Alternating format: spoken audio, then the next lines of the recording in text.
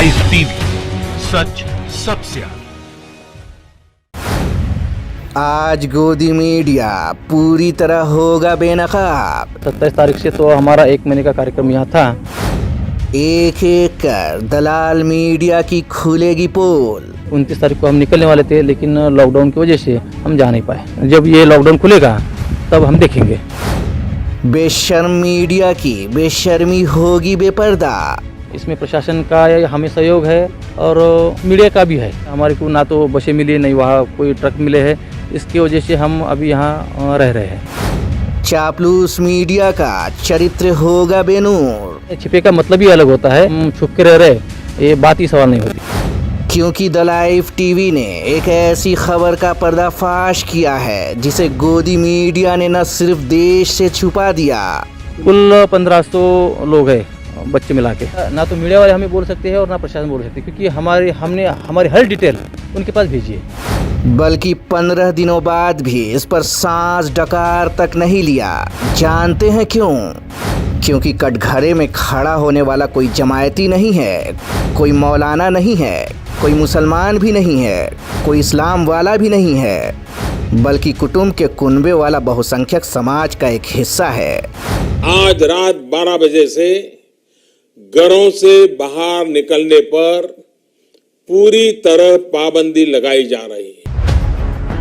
याद कीजिए 24 मार्च के उस मनहूस दिन को देश के घोषणा मंत्री, माफ कीजिएगा प्रधानमंत्री, मुल्क में पूरी तरह से देशबंदी का ऐलान करते हैं। ठीक उसी वक्त दिल्ली से लगभग 1540 किलोमीटर दूर महाराष्ट्र के लातूर में 30 दिनों तक सत्संग का कार्यक्रम चला रहा 1500 लोगों का एक जत्था अचानक फंस जाता है, या दलाल मीडिया की जुबान में कहें तो छूट जाता है। पर तबलीगी जमात के नाम पर जनतंत्र का जनाजा निकाल चुकी और निजामुद्दीन मरकज में भगवा लेंस लेकर कोरोना वायरस ढूंढने वाली बेशरम मीडिया का स्टूडियो इस खबर को सुनने के बाद अचानक मरघटिया में तब्दील हो जाता है। वो मीडिया जो कल तक तबलीग पर तांडव कर रही थी, मरकज पर मोजरा का मंच सजा रही थी, निजामुद्दीन पर नागिन नाच कर रही थी और मौलानाओं के नाम पर मालिकों के ठेवने की मालिश और मसाज में जुटी थी, सत्संग की खबर सुनते ही अचानक बेशरम, दलाल, चाटुकार और गोदी मीडिया के स्टूडियो में कत्लेआम के बाद की तरह सन्नाटा पसर जाता है। जमायतियों की जमहाई और डकार तक की गिनती कर लेने वाले गोदी मीडिया के बड़े बड़े राष्ट्रवादी पत्रकारों की उंगलियां इस खबर को लिखने में कांपने लगती है। जुबान को लकवा मार जाता है, पेट में बवासीर हो जाता है और खोपड़ी 360 डिग्री की धुरी पर चक्कर घिरनी की तरह नाचने लगती है। नतीजा ये होता है कि लोकतंत्र का चौथा खंभा संविधान की चौथी मंजिल से कूदक कर आत्महत्या कर लेता है।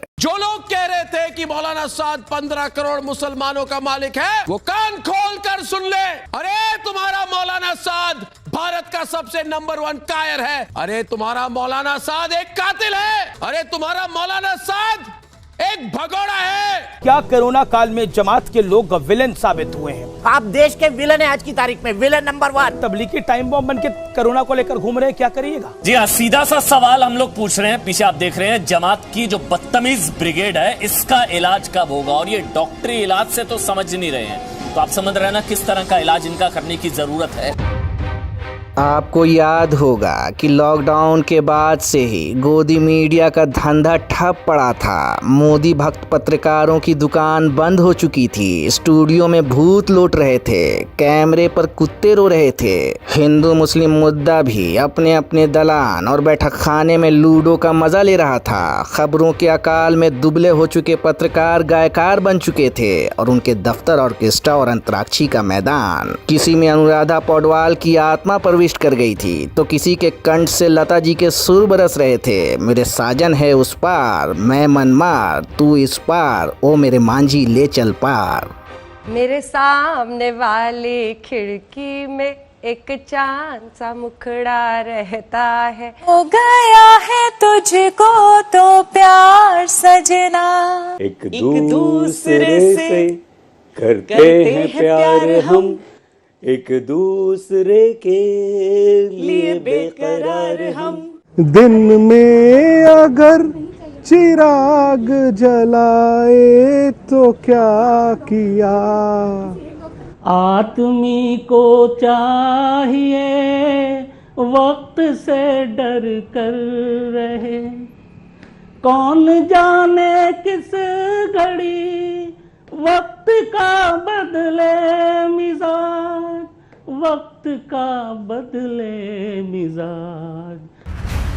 साहिर लुधियानवी के लिखे गाने को आज तक वाले शम्स बाबू ने अपनी बेसुरी आवाज़ के साथ सातवें सुर में उठाया तो जूहू के कब्र में सोई हुई रफ़ी साहब की आत्मा बिलबिला उठी कि अच्छा हुआ हम तो 40 साल पहले ही निकल लिए, वरना उसी आज तक की बिल्डिंग से कूदक कर आत्महत्या करना पड़ता। हंसिए मत सर जी, सोचिए कि न्यूज़ के नाम पर नौटंकी परोसने वाले पत्रकार आपको कैसे मूर्ख बना रहे हैं। मेरे सामने वाली खिड़की में एक चांद सा मुखड़ा रहता है। हो गया है तुझको तो प्यार सजना, एक दूसरे से करते हैं प्यार हम, एक दूसरे के लिए बेकरार हम।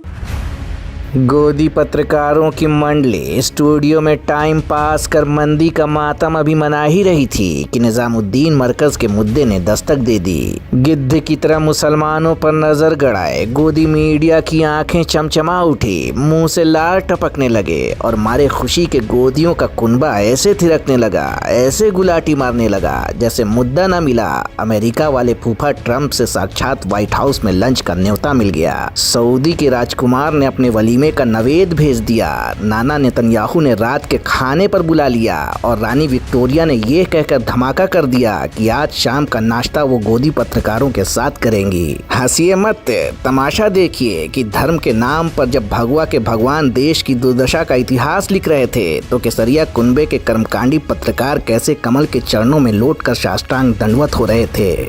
लेकिन पूरे देश के सामने एक बहुत बड़ा सवाल यह है कि प्रधानमंत्री नरेंद्र मोदी ने 21 दिन के लॉकडाउन से कोरोना के खिलाफ जंग जीतने का ऐलान किया था, तो फिर इस जंग में विलेन कौन बन गया? जब घी सीधी उंगली से नहीं निकलता तो उंगली टेढ़ी करनी पड़ती है। लेकिन ये तबलीगी टाइम बॉम्ब बन के कोरोना को लेकर घूम रहे हैं, क्या करिएगा कि वो एक टाइम बॉम्ब की तरह, वो अब टाइम बॉम्ब की तरह हो गया है और लॉकडाउन को पूरी तरह से फेल कर दिया। क्या कहना चाहते हैं? वाह वाह वाह वाह कादरी जी, वाह कादरी जी, वाह वाह कादरी जी, वाह वाह कादरी जी, वाह। आपको एक बात कहता हूँ, वाह कादरी जी, वाह वाह भाई, वाह भाई, वाह वाह कादरी जी, वाह। देश में कोरोना के कुल मरीजों में करीब 35% बीमार मरकज के लोग हैं। इस वक्त पता है देश के अंदर हालात क्या है। 35% से ज्यादा लोग वो जमाती हैं जिनकी वजह से देश डरा हुआ है। आवाज कम, आवाज कम, आप इनको चुप करिए। आवाज कम, भाई साहब, मैं आवाज कम बात कर सकता हूं। आपका छोटा आवाज कम, आप मेरी बात सुनिए। आवाज कम। वायरस जो है किसी की जात, छोटा भाई नहीं हूँ ना, मैं तुम्हारा बड़ा भाई हूँ। आवाज कम, हम भी मरेंगे। आवाज कम। देश भर में हाहाकार फैला के रखा है आप लोगों ने। खैर, आते हैं असली मुद्दे पर, और वो ये कि दिल्ली के निजामुद्दीन मरकज में जमा हुए जमायतियों के तर्ज पर ही लातूर के राठौड़ा गांव में 26 फरवरी से 26 मार्च तक यानी 1 महीने के लिए महासत्संग का कार्यक्रम चल रहा था। इस धार्मिक कार्यक्रम में 1500 लोग मौजूद थे, जिनमें तकरीबन 1000 साध्वी और बाकी के 500 पुरुष साधक हैं। 27 फरवरी को हमारा आश्रम यहाँ सत्संग के लिए आया है, लेकिन बाद में कुछ सरकारी नियमों का हमें इन्फॉर्मेशन मिली कि कोरोना वायरस जो है वो बहुत तेज़ी से फैल रहा है। हमने लॉकडाउन के पहले ही 4-5 दिन हमें जैसे हमें इन्फॉर्मेशन मिली है, हमने सब कुछ ये बंद करके रखा है। अभी तो 995 बाइया है, लेडीज़ है साध्वी, और 498 जेंट्स है जिनको हम सन्यासी साधु बोलते हैं। कुल 1500 लोग हैं बच्चे मिला के। दरअसल ये साधक हर साल अपने आश्रम से निकलते हैं और गांव-गांव जाकर अपने धर्म का प्रचार करते हैं। लातूर के राठौड़ा गांव में भी धार्मिक प्रचार को लेकर ही इनका सत्संग का कार्यक्रम चल रहा था। 26 मार्च को इन साध्वी और साधकों को अपने आश्रम लौटना था, पर देश में अचानक लॉकडाउन की घोषणा हो गई और ये तमाम साध्वी और साधक उसी गाँव में फंस गए। ठीक वैसे ही जैसे दिल्ली के निजामुद्दीन मरकज में तबलीग के 2000 जमायती अचानक लॉकडाउन होने की वजह से फंस गए थे, पर लोकतंत्र के खंबे को खोखला कर चुके लुच्चे पत्रकार तबलीग के नाम पर तो तलवार लेकर खड़े नजर आए, पर सत्संग का नाम सुनते ही सांसें थम गई। पिछले 20 दिनों में न तिहाड़ी तिलमिलाया, न रजत बेशर्मा की बौखलाहट नजर आई, न अंजना ओम मोदी का हल्ला बोल सुनाई दिया, न सरदाना का दंगल दिखाई दिया। कोई रूबिका, कोई देवगन, कोई अर्नब और कोई चौरसिया तक सामने नजर नहीं आया। हमारे रिपोर्टर जब राठौड़ा गांव पहुंचे तो इस खबर का पर्दाफाश हुआ। हमने वैसे पूछताछ की थी कि भाई हमारा ये सत्संग का कार्यक्रम 29 तारीख को ख़त्म होने वाला है, तो लॉकडाउन की वजह से फिर हमारे को ना तो बसें मिली, नहीं वहाँ कोई ट्रक मिले हैं। इसकी वजह से हम अभी यहाँ रह रहे हैं। हमारे पास बहुत सारे तंबू है, हम हमारे लोगों को अंतर से या डिस्टेंस रख के सोना खाना पीना सब हमारा चल रहा है। हम आज ही जाने की तैयार है। अगर प्रशासन हमें पहुँचा देता है तो हमारी जाने के लिए कोई हर्ज नहीं है। जिलाधिकारी को ये पत्र देने वाले कि भाई हमारी जाने की व्यवस्था करो। प्रशासन से हमें बार बार यही विनती करनी है कि हमें जल्द से जल्द हमारे आश्रम तक जाने की कोई व्यवस्था करवा दीजिए। राठौड़ा इस गांव में महानुभाव पंथ के जो पंथ के लोग हैं, वहाँ पे 1341 लोग हैं, 1341। ये फरवरी महीना से हमारे पास है, जो कि लॉकडाउन के बहुत पहले से हैं। तो सवाल है कि जहर की इस लहलहाती हुई खेती में पत्रकारिता जिंदा बचेगी भी या नहीं, क्योंकि पत्रकारिता का गला अपने गंदे हाथों से घोट देने वाले गलीज पत्रकार गणतंत्र की गश्त पर हैं और वो इसे नए भारत का नया राष्ट्रवाद कहते हैं। लोकतंत्र में लोकतंत्र के नाम पर लोकतंत्र के लुच्चे पत्रकारों द्वारा लोकतंत्र को ज़बह करने का ये महापर्व है, जिसमें ज्यादातर पत्रकार नंगे नजर आते हैं। लातूर से हारून मोमिन के साथ ऋषभ शर्मा की रिपोर्ट।